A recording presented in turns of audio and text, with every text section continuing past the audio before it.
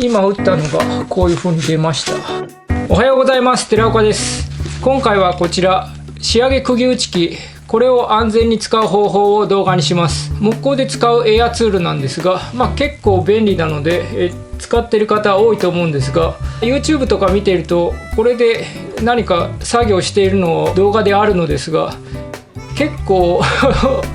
危ない使い方をしている人が多くて、なんか見ているこちらがヒヤヒヤしてちょっと怖いんですが、そういうこともあるので、どういうのが危ないか動画にしてみたいと思います。よく知らない人に簡単に説明すると、ここにこういう針が入っています。これ連結されてて、こういう細い針なんですが、釘1本だけ外してみたんですが、これが細いピンみたいな 0.8 ミリ角ぐらいですかね。で、頭が T 字型になってるんです。ここに安全装置というか、ここを押してそれでトリガーを引かないと出ないようになってます。だからトリガー引いた状態で出なくて、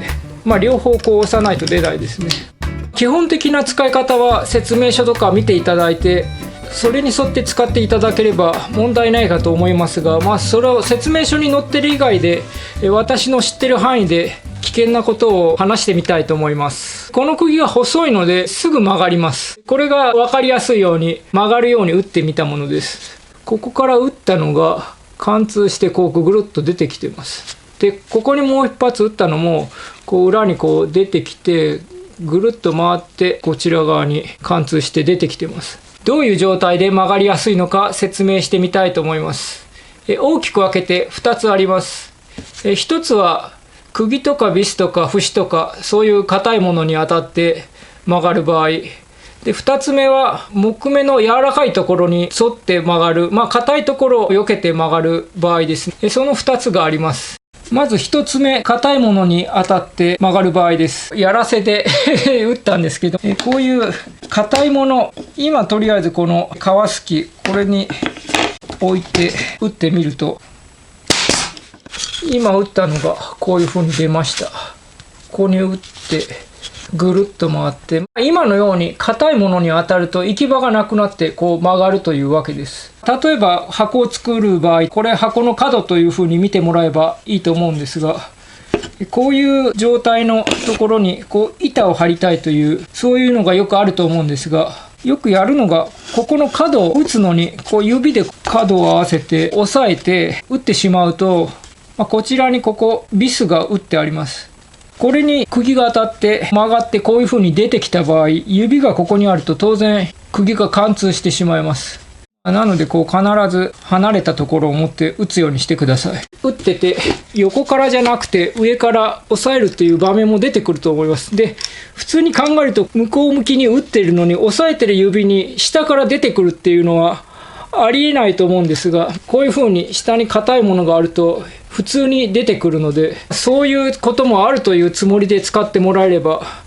予知して使えば対策もできると思うので、あとは安全装置が、先ほど言ったここ安全装置、ほとんどの機械にこれついてると思うんですけど、ここを押さないとトリガー引いても釘が出ないようになってると思うんですが、たまに角打とうとして、こういう風に持ってて、これが何かの拍子でこうずるっとこう滑って、この滑るこのギリギリのところで打ってしまうと出るんですよね。仮にやってみましょうか、実験で。ここの角のところ、押さえてて滑って角当たって、これで打つとこう今出ましたよね。指を置いてたら刺さるってことですね。そういうこともあるというつもりで作業してもらえば、今のようなことも回避できると思います。それで2つ目の理由で、木目の硬い部分を避けて柔らかい部分に沿って曲がるということなんですが、これ木目のここに年輪が見えますけど、濃い部分薄い部分があります。年輪のこの薄い濃いの名称なんですが、夏目冬目、早材晩材とか言ったりします。色の薄いところが早材夏目といって、春から暖かい時期に成長が早いので、わりかし柔らかいんですよね。濃いところが秋から冬にかけて寒くて成長が遅くなるところが硬くなっています。図に書くとこういう風に今断面があって、こういう風に年輪がついてて、下に違う材料これに向かって釘を打とうとするんですが、これでまっすぐにこう打とうとして、まっすぐ打ったつもりがここの硬いところに当たって、こういう風に釘が出てくることがあります。これで横のところをこう指とかで持っていると、指にこう刺さるという状態になります。面を揃えるので、ここに指を置いて、まっすぐ打ったつもりがこうまっすぐ行って、ここでこういう風に曲がって指に釘が刺さってしまうという、そういうこともあります。可能性として釘が指に刺さりますよということなので、必ず避けといてもらえれば間違いないと思います。私はないんですが、知り合いの大工さんでも釘が指を貫通した人を何人か知っているので、釘自体細いんで、ほとんど針で刺したみたいな感じなんで、こう刺さっても釘に沿ってこうスッと抜けば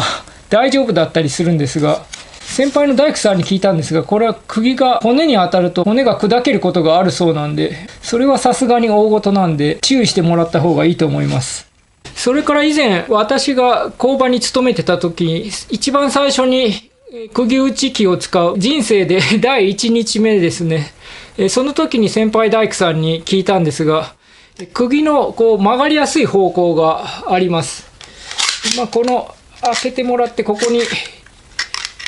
釘があるんですけど、こっち側から見てこういう方向に曲がりやすいです。横から見るとこういう方向ですね。こうはめったに曲がりません。絶対にこうは曲がらないってことはないんですけど、ほとんどこういう方向から見た場合のこういう曲がり方をします。曲がりやすい方向があるというその特性を踏まえて、こういう薄いものに打つ場合に、こっちから打つとこう曲がって外に出やすいですよね。でこう打つとこう曲がってもこの板の中に収まるので、表に出にくいということがあります。こういう風に打つか、こういう風に打つかですね。今はどちらも出なかったですけど、可能性としてこうどちらかに曲がるっていう方向があるってことは、曲がっても出にくい方向で打てば表に出てこないということがあるので、それを利用して打つとミスが起きにくいことになると思います。最後にまとめると、この釘がすごく曲がりやすいから、打つときは近くに指を持ってこない、発射口の延長上にも指とか体を置かないということです。大きい釘打ち機とかと比べると釘が細いので安心しがちなんですが、意外とこれで指を貫通したりとか見たこともあるので、注意してもらえればいいかなと思って動画にしてみました。今回は専門的すぎる動画になったかと思うんですが、危険なこともあるので知っておいてもらえればいいかなと思って動画にしました。最後までご視聴いただきありがとうございました。よろしければチャンネル登録もお願いします。それではさようなら。